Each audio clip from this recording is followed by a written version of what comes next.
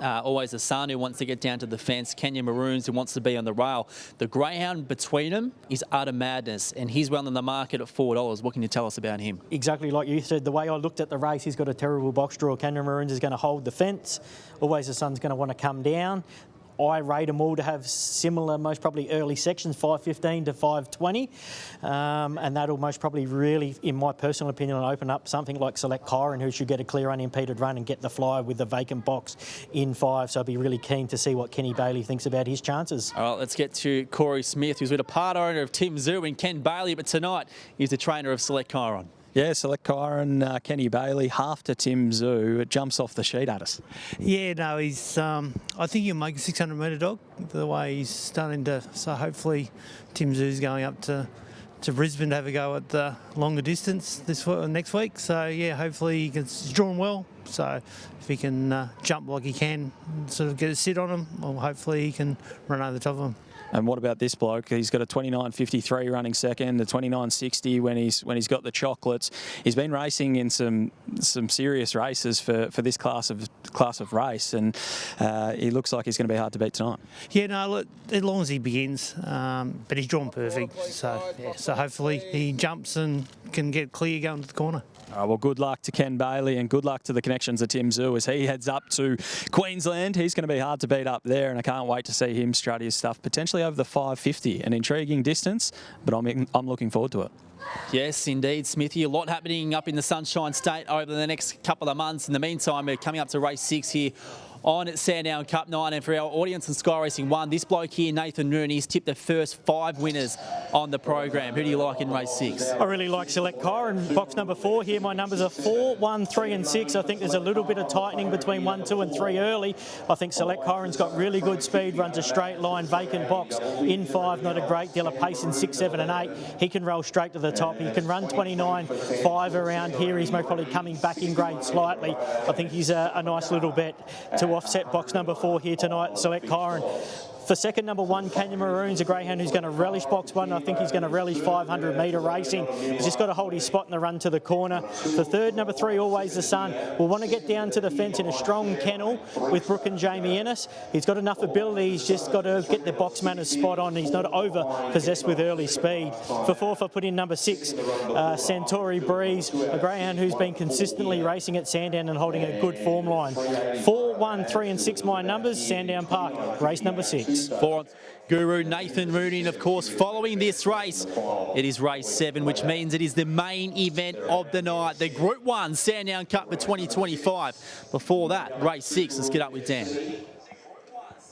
$1.95 for Select Kyron, the favourite. And he will go the top pick ahead of Always the Sun and Utter Madness, who are having a good battle for second favourite. Green light turned on.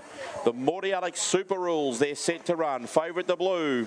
And away. Select Kyron jumped pretty well, is hustling forward. Always the Sun trying to go with it, but Select Kyron too quick, got the lead. Always the Sun through to second, taking a tumble there with Santorini Breeze, gets to its feet, but won't complete the course. Down the back, Select Kyron, the leader from Always the Sun and Kenya Maroons. Then Edinburgh Bale and Scott McCarr. Utter Madness at the rear, but Select Kyron is stretching out nicely. 4 clear. Always the Sun can't get it. Select Kyron too good. 3.5 on Always the Sun, Edinburgh Bale and Kenya Maroons. Scott McCarr and Utter Madness, and Santorini Breeze was collected. Failed to complete the course. The time is 29 and 42. Number 4. Faultless display from Select Kyron begins safely, and with those greyhounds pushing down towards the rail, as Nathan Rooney mentioned, there was plenty of room to run into, and when he got down the back, he started to extend on Always the Sun, and he's been very, very good. Nate, talk us through the head-ons. Yeah, he was able to utilise the box vacant on his outside, and you can see Always the Sun here just wanting to roll down at the post the first time, and that gave Select Kyron a beautiful unimpeded run, hold a beautiful straight line, vacant box in 5, not a great deal of speed in 6, 7 and 8 once he got to the top, and Always the Sun got on his tail. It was a matter who was a quicker greyhound, Jace, but he's posted 29.5 here in the past, where Always the Sun's been around that 29.7 mark, and the further the race went on, the more ascendancy that Select Corin was able to take over. 10.50 run home was nearly his best section of that race, was the final section, and he was rolling 3 3/4 length winner, and quite convincing, and it was well supported, and he certainly delivered in race number 6. Corey Smith is with Ken Bailey. It's Ken, and I sensed a little bit of confidence. You were happy with the draw, and he's proven that he's got a big future ahead of him. Yeah, no, he should keep improving. Like, he raced in the middle of the track today, which normally he does. Went to the Meadows last week and got put in the running rail because he railed. So he's just a dog still learning. So. Still figuring out his craft, but I look up there and I see 10.50 run home. That's arguably his most impressive sectional.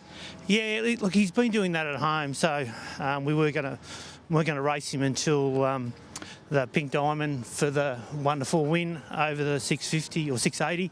So that's just it's a good pipe opener, and we'll take him to Geelong and give him a little bit of a trial and give him a 600 and then go into that.